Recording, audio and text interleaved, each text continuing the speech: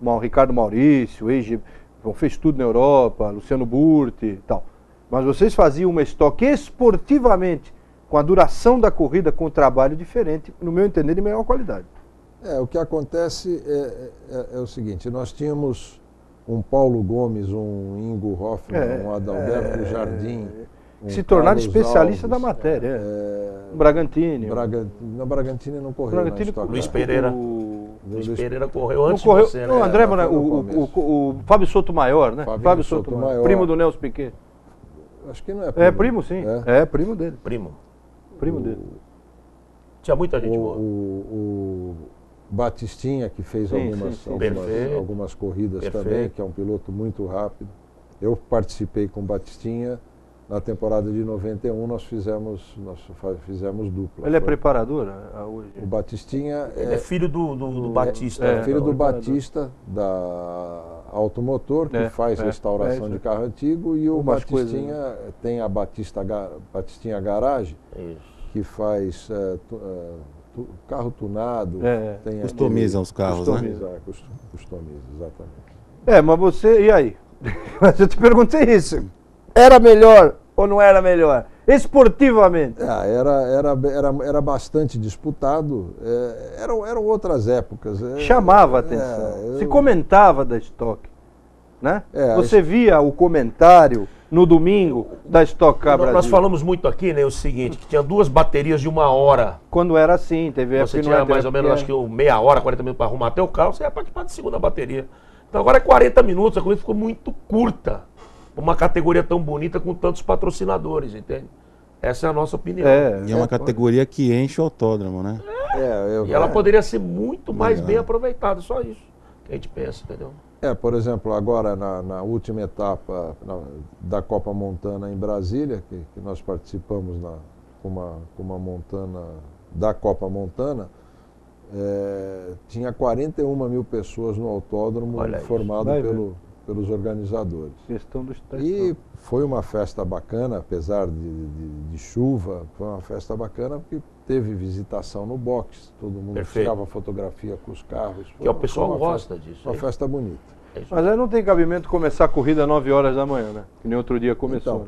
Então, você falou com relação à duração, vocês falaram com relação à duração da corrida, com relação ao horário da corrida. Exato. Isso é em função da TV. Da TV Globo. Da TV.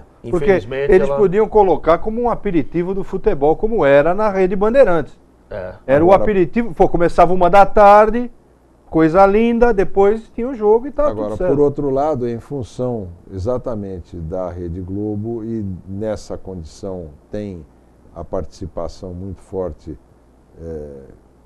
do Cacá Bueno e do Galvão, que conseguiram alinhavar essa situação toda. E isso aí, é por esse motivo que você tem vários pilotos que vieram da Fórmula 1, de competições europeias. Com competições europeias, Fórmula 1. Max Wilson, que está andando também de Fórmula Indy nessa categoria, que é uma categoria que dá retorno para o patrocinador muito forte.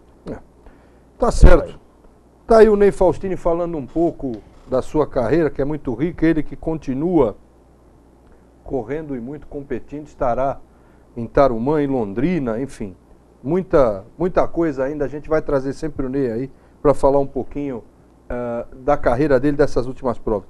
Deixa eu falar aqui da questão do Gran Rio, que eu falei no início do programa, 37 anos, né, Ronaldo? 37 anos. O Gran Rio, este grande bicampeão de Fórmula 1, e o Gran Rio venceu pela BRM e pela Lotus, o Gran Rio que venceu as 500 milhas de Indianápolis, 5 vezes o GP de Mônaco e as 24 horas de Le Mans, o único piloto na história que fez isso.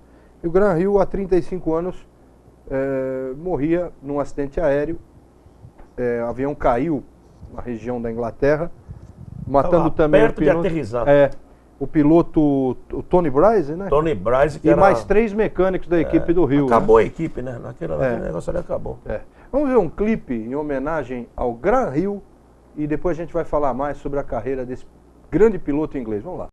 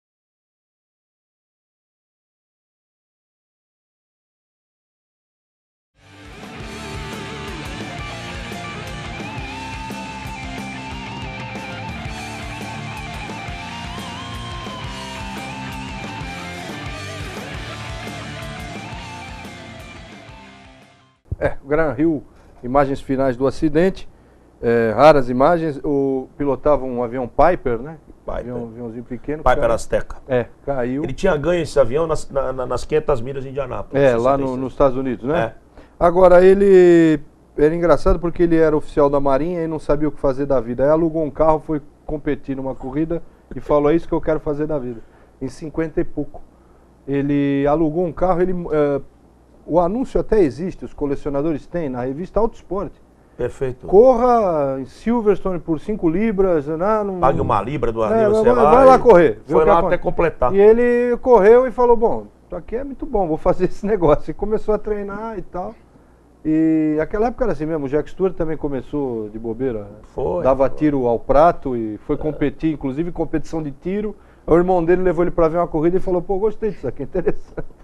Então, e agora fica a memória aí do Graham Hill, que eu acho até que nessa lista, na semana passada o Vander até comentou da lista, o Senna foi eleito o melhor piloto de toda a história da Fórmula 1 pela BBC inglesa, e o Graham Hill estava lá para trás, né? Acho que 14º, se não me engano. O Graham Hill está entre os 10 fácil, né, Ronaldo? Brincando, né? Bicampeão mundial, correu contra Clark, Fangio, ele pegou a carreira final do Fangio, Jack Brabham, John Surtees, nossa senhora. E teve um campeonato também em 64 que ele vinha para ganhar o campeonato no México e o Lorenzo Bandini bateu nele e tirou, deu o campeonato pro Surtees. A Ferrari, viu? A tua Ferrari, é danada. Que tem aquela lembra o GP do México em 64? É da NART, a Ferrari azul e branca, North American Racing Team. É isso mesmo. Mas a ideia é essa. Os caras Camano ganharam da BR. A ideia é essa, né? Perdeu o campeonato por um ponto pro John Surtees. Lembra? E ele fez a BRM ser campeão mundial. O Bandini. Porque a BRM era para sair da Fórmula 1 em 62, não tinha pressão nenhuma. O Rose Stanley só falou, meu filho, trata de ganhar, senão vai acabar tudo aqui. Aí ganhou o campeonato. Cyril Freire, Bandini que morreu em Mônaco, não foi? Oi? Bandini morreu em Mônaco em 67. O Graham Hill tem uma coisa engraçada, né? Ele estreou em Mônaco e ele se despediu em Mônaco. E a última vitória também dele foi em Mônaco. Ele era o Mr. Mônaco até que o Senna venceu 6. Mas ninguém nunca chamou o Senna de Mr. Mônaco. Mr. Mônaco, o título ficou para ele mesmo. Não tem jeito. Né? Sendo que nessa época as corridas eram 102 voltas, 103 voltas. Era pesado, o negócio era muito sério. Tinha que cuidar do pneuzinho, cuidar do carro e ir até o final com aquele carro. Você sabe que falando do Graham Hill, antes da gente se despedir, estamos chegando ao final, só lembrando que o automobilismo americano neste dia 28 que passou aí, você está acompanhando o programa, perfeito. Estamos vendo imagens aí do Graham Hill, mas eu queria falar que lá nos Estados Unidos completou aí 112 anos da primeira corrida nos Estados Unidos. 112 anos. Né? Tivemos a primeira corrida na região de Chicago. Tem umas imagens aí da largada, olha que beleza. Ai, que maravilha. Ronaldão tem um desse aí para passear. Frank Durea é o que está lá à esquerda, e o do lado de cá de chapéu coco é amigo dele. Esta foi a primeira corrida disputada em solo americano. Meu Deus. Tá certo? Esse cara era dono de uma empresa, a Durea Motor Wagon, ele e o irmão. Tá aí no Museu da Ford, em Greenfield Village, o carro. Tá certo? Brincadeira, hein? E em 1895, tá certo? Já tinha acontecido em 1894, Paris-Rouen, na França. Primeira corrida do automobilismo esportivo na Europa. E a primeira corrida do automobilismo esportivo com esse carro aí, nos Estados Unidos, primeira vez com automóvel de corrida, entre aspas, era esse aí, né? Falar o quê? Correu nos Estados Unidos, saíram pelas estradas de Chicago para uma outra cidade próxima. E lá configurou-se então no dia 28 de novembro de 1895 a primeira corrida norte-americana. Um abraço, muito obrigado pela presença. Essa agora foi brilhante. Do baú. Agradecendo aí a todos os telespectadores, espero que tenham gostado. Agradeço aqui ao Tony, mais uma vez, brilhantemente comandando o programa, nosso querido Ney Faustini e ao Vander de Souza. Um grande abraço. Obrigado, Ronaldo. Ney, muito obrigado, volte sempre, boa sorte e após as 2 provas lá, retorne, porque nós vamos estar aqui te esperando para falar sobre essas 2 corridas em Tarumã, em Londrina também. Muito obrigado. Obrigado. Aí o Ney Faustini, vou torcer por ele lá, vamos acompanhar essas corridas. Muito obrigado a você, sempre patrocinado, Wander Souza. O pastel hoje é seu, viu, depois. Beleza, pode deixar. Obrigado, Queria Wander. agradecer também ao Ney, desejar toda a sorte para ele nessas 2 corridas que ele terá, as 500 milhas de Londrina, 12 horas de Tarumã. Um abraço a todos os amigos telespectadores. Obrigado. Muito obrigado a você que nos acompanhou. Voltamos semana que vem, programa inédito. Não esqueça, de quarta para quinta, reprise 1h30 da manhã na TV Unisantos. Muito obrigado a todos. Um abraço da Associação Brasil das Pistas de Competição do Paixão por Velocidade. Até lá.